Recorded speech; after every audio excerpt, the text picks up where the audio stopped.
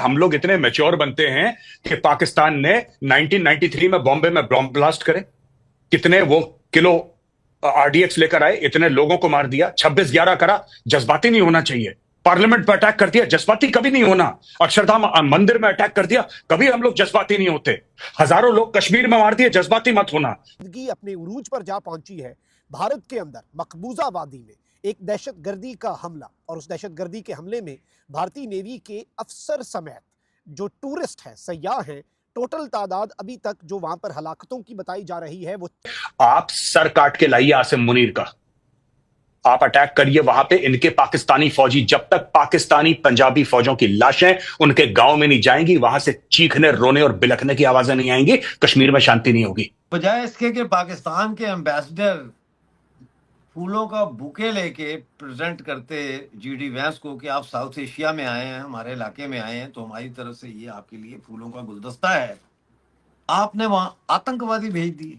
नमस्कार दोस्तों, पहलगाम आतंकी हमला पाकिस्तान के लिए उसका काल बन सकता है, क्योंकि भारत अब पूरी तरीका से पाकिस्तान को सबक सिखाने की तैयारी कर रहा है। क्योंकि भारतीयों में इस वक्त काफी ज्यादा गुस्सा है। यही कारण कि भारतीय लगातार यही बात कर रहे हैं कि अब मुकाबला टेररिस्ट का नहीं बल्कि पाकिस्तान की फौज का करना है। क्योंकि पाकिस्तान की फौज पर जब तक भारत हमले नहीं करेगा और पाकिस्तान की फौज को जब तक भारत नहीं मारेगा, तब तक पाकिस्तान इसी तरह भारतीयों का खून बहाता रहेगा। क्योंकि पाकिस्तान की आदत सी बन चुकी है।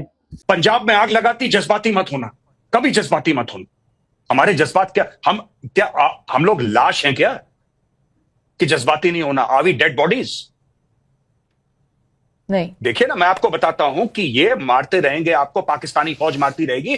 आप जब तक पाकिस्तानी पंजाबी फौज की लाशें उनके गांव में नहीं पहुंचाएंगे, ये आतंकवादियों को मारना छोड़िए। हाफिज सईद दुश्मन नहीं है, आसिम मुनीर दुश्मन है। दुश्मन को पहचाने आप लोग प्लीज, ये मेरी रिक्वेस्ट है। Please recognise your enemy, it is general Asim Munir, it is not Hafiz Saeed, is it not Maulana Masood Azhar और सैयद सलाउद्दीन। ये दुश्मन नहीं है आपके। लेकिन अविका, ये प्रॉब्लम आतंकवाद की है ही नहीं। पता नहीं हम लोग क्यों इतने कंफ्यूज्ड हैं भारत में, हर चीज पे कंफ्यूज्ड है हम लोग। ये आतंकवाद का मामला है ही नहीं, ये पाकिस्तानी आर्मी का मामला है। इसीलिए मैंने बोला, आपने मुझसे पूछा था कि भाई लड़ाई करना कोई आसान नहीं है। क्यों नहीं आसान है? ये इंडियन आर्मी क्या है? रिपब्लिक डे परेड के लिए इंडियन आर्मी अटैक करते हैं एक दूसरे देश। इजराइल ने बिल्कुल फुटबॉल फील्ड बना दिया गाजा को, यूक्रेन पर अटैक कर दिया रशिया ने। तो क्या इंडियन आर्मी है क्यों? ये टोटल 15 लाख से ऊपर है आर्मी, नेवी और एयरफोर्स। बिलियंस ऑफ डॉलर्स का बजट है काई के लिए कि कोई भी ऐरा गहरा नथु कह रहा, हम लोग कह रहे हैं हम आतंकवादियों को मार देंगे, तो होगा क्या? आप मार दीजिए, 100 को मार दीजिए, फिर क्या होगा?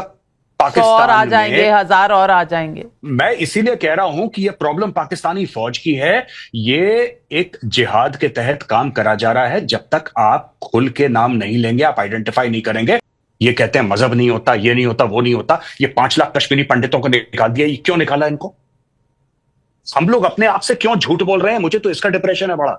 We are lying to each other, और हम लोग इतने सालों से झूठ बोल रहे हैं और डेली झूठ बोलते हैं अपने आप से, ये नहीं है, वो नहीं है, इसका कवर अप क्या नहीं है। आपको पता है नाविका कि पाकिस्तानी आर्मी का मोटो क्या है? ईमान तकवा जिहाद फी सबीलिल्लाह। That is the motto of the Pakistan army. They say that we have been created to do jihad against India. वो खुद कह रहे हैं, आसिम मुनीर खुद कह रहा है। हम लोग कह रहे नहीं, उसका ये मतलब नहीं था। सुष्मिता सेन जो एक बड़ा नोन फेस है, ग्लोबल फेस है, वो कहती है कि साहब हम क्यों film actors, Pakistani film actors को नहीं ला सकते? क्योंकि एक्टर्स हैव नो बाउंड्रीज, हम तो आर्टिस्ट हैं, हम ये सब चीजें नहीं जानते। उनको बुलाओ और खेलो क्रिकेट मैच पाकिस्तान के साथ, और फवाद खान को बुलाओ अपनी फिल्में करवाने के लिए। इन्होंने क्या करा है आज मैं आपको बताता हूं। It is not only the hard work of everybody that they have destroyed, what they have done is, आपको लगता है कोई टूरिस्ट जाएगा कश्मीर? कोई नहीं जाएगा। हम लोग पाकिस्तानी आर्मी की जब तक रीढ़ की हड्डी नहीं तोड़ेंगे, हम ये नहीं कह रहे कि डायरेक्ट आप वॉर करिए। You can activate the line of control, line of control पे ठोकिए। पाकिस्तानी फौज की डेड बॉडीज जब तक नाविका नहीं गिरेंगी, आपके यहां लाशें देखिए, खून बहेगा। सरहद के उस तरफ गिरे, इस तरफ, ये आपका फैसला है, ये मेरा फैसला है। अगर हमारा ये फैसला है कि हमारे बंदे मरते रहे तो मरते रहेंगे। पिछले 25-30 साल से मर रहे हैं। 26 है। हालिया सालों में मकबूजा वादी में होने वाले मुख्तलिफ हमलों का में से ये अब तक का डेडलीस्ट हमला करार दिया जा रहा है। और ये हमला एक ऐसे मौके पर हुआ जब अमेरिका का नायब सदर जो है वो अपनी फैमिली के हमरा भारत में मौजूद था। अब एक जानिब तो नरेंद्र मोदी ने पाकिस्तान को डायरेक्ट धमकी दे दी है, तो वहीं दूसरी जानिब अमेरिकी सदर डोनाल्ड ट्रंप की भी इस सिचुएशन के ऊपर स्टेटमेंट आ चुकी है।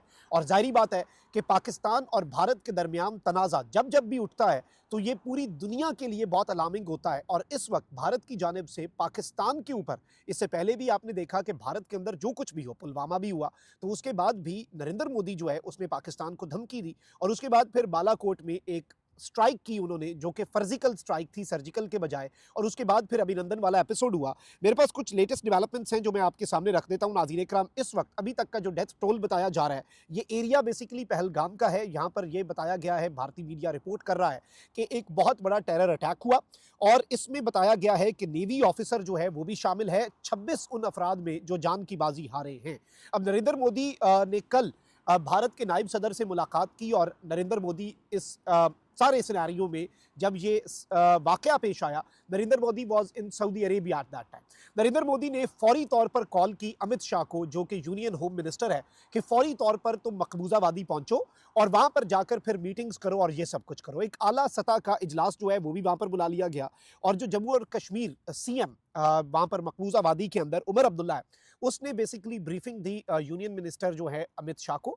और इसमें यह भी बताया गया कि ये जो पहलगाम का टेरर अटैक है, इस पर जो लेफ्टिनेंट जनरल मनोज सिन्हा और दीगर हाई लेवल ऑफिशियल्स जो हैं वो भी इस अहम तरीन मीटिंग के अंदर शामिल थे।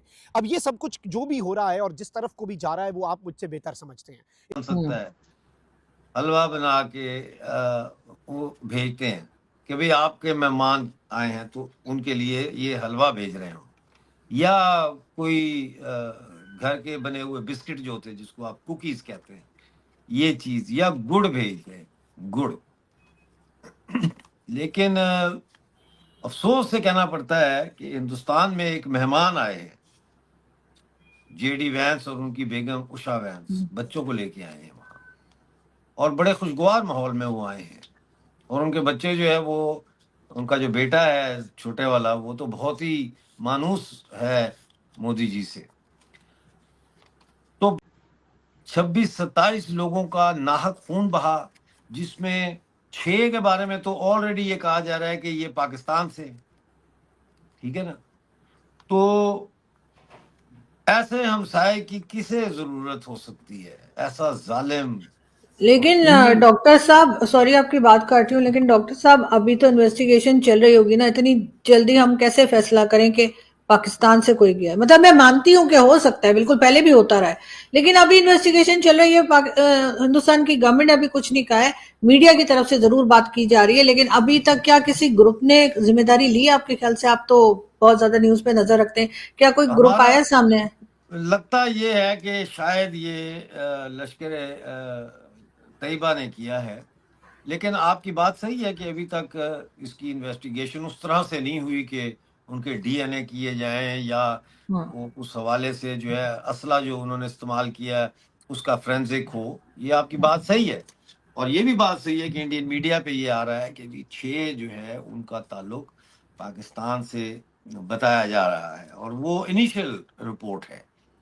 इस वक्त आपके प्रोग्राम के वक्त जो है वो अमित शाह जी जो है वो श्रीनगर में पहुंचे हैं, और वहाँ पे governor, lieutenant governor Manoj Sinha और चीफ मिनिस्टर जो है उमर अब्दुल्ला के साथ एक बहुत ही अहम हाई सिक्योरिटी ब्रीफिंग जारी है वहाँ पे, जिसमें फौज के लोग भी हैं, बीएसएफ के लोग, बॉर्डर सिक्योरिटी के, और राष्ट्रीय राइफल के भी मेरे ख्याल हैं, उसमें काफ़ी लोग हैं, तकरीबन 60 के करीब लोग हैं, और वो दिखा भी रहे हैं टीवी पे मुसलसल कि वो इजलास वहाँ जारी है। कल मोदी साहब भी अपना दौरा सऊदी अरेबिया का जो है उसको मुख्तसर करके वापस पहुंच रहे हैं।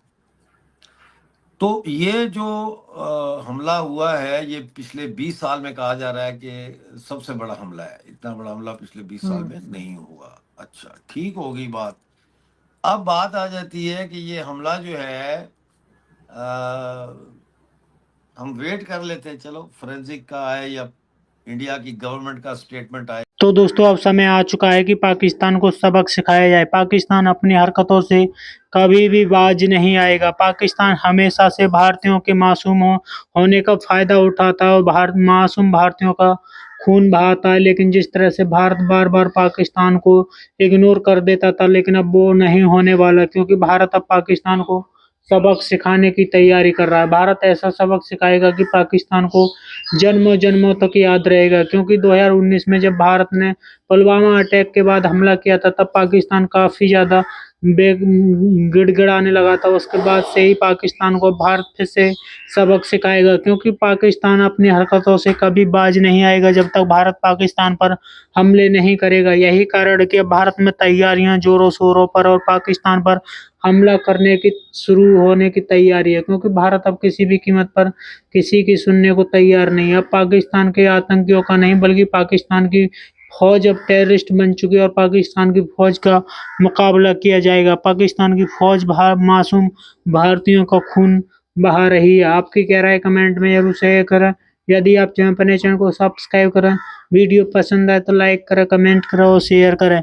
जय हिंद, वंदे मातरम।